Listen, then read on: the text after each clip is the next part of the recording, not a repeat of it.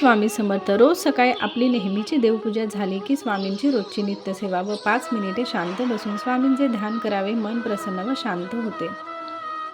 थोडी हातामध्ये साखर घ्या, डोळे बंद करा आणि मनामध्ये तुमची जी काही इच्छा असेल ती देवाकडे मागा. ती इच्छा 3 वेळा स्पष्टपणे मनातल्या मनात बोला. यानंतर 11 वेळा खालील मंत्राचा जप करा. ओम इच्छापूर्तये नमः. यानंतर ती साखर मुंग्यांना खायला घाला. हा उपाय 1 आठवडा करून पहा. आपल्या कोणत्याही कामात अडथळा दूर होतो. आपली कोणती इच्छा तत्काळ पूर्ण होईल, लगेच अनुभव येईल. इतकी ताकद असते या उपायामध्ये. घरातील नवीन केसुनी आणल्यावर तिला हळदी कुंकू लावून पूजा करून वापरावी. झाडू ही लक्ष्मी स्वरूप असते. तिला पाय लावणे, ती सहज दिसेल अशी ठेवू नये. दिवे लागल्यावर 6:30 ते 7:30 यावेळी झाडू मारू नये. या गोष्टी नक्की पाळा.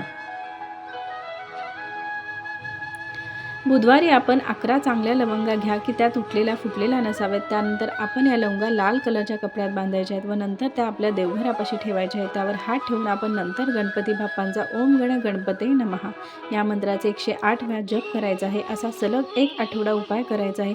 ती पुडी देवघरातच ठेवायची जोपर्यंत मुलांच्या अभ्यासात मन लागत नाही. या उपायाने 100% फरक पडतो. जेवण करण्यापूर्वी ताटाखाली पाण्याने त्रिकोण तयार केल्यास दृष्टी लागत नाही व बसल्या बसल्या जर पायाला किंवा शरीराच्या इतर भागाला मुंग्या आल्या तर बोटाने 27 हा अंक लिहावा. तो भाग पूर्ववत होतो.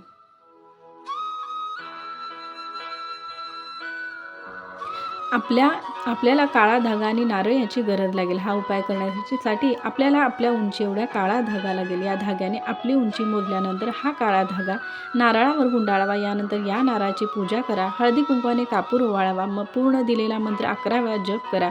दुःख दारिद्र्यम विनाशाय रिद्धी सिद्धी प्रदाय वक्रतुंडाय नमः आणि पूजा झाल्यानंतर हा नारळ नदीमध्ये प्रवाहित करावा. परंतु लक्षात ठेवा, हा उपाय फक्त शनिवारच्या दिवशी संध्याकाळी एकदाच करावा. 7 लसणाच्या पाकळ्या एका दांडीमध्ये ओवून घ्या. त्यावर हात ठेवून स्वामींचा 11 वेळा जप करून मनापासून मागा की घरात अखंड लक्ष्मी नांदू दे व घरात इडापिडा बाहेर जाऊ दे.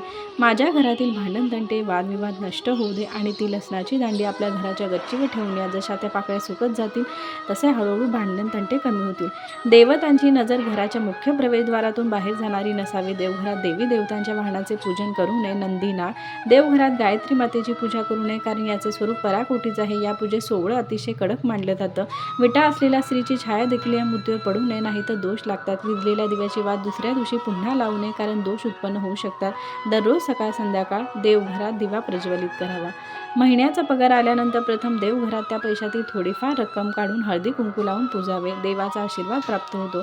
गाईला दररोज गुळ पोळी खायला द्या. गाय हे लक्ष्मी स्वरूप असते. किचनमध्ये नेहमी पाण्याचा हंडा भरलेला ठेवावा. गरीब किंवा गरजूला अन्न किंवा कपडे दान करा. दररोज देवपूजा करा. रोजची नित्यसेवा करा.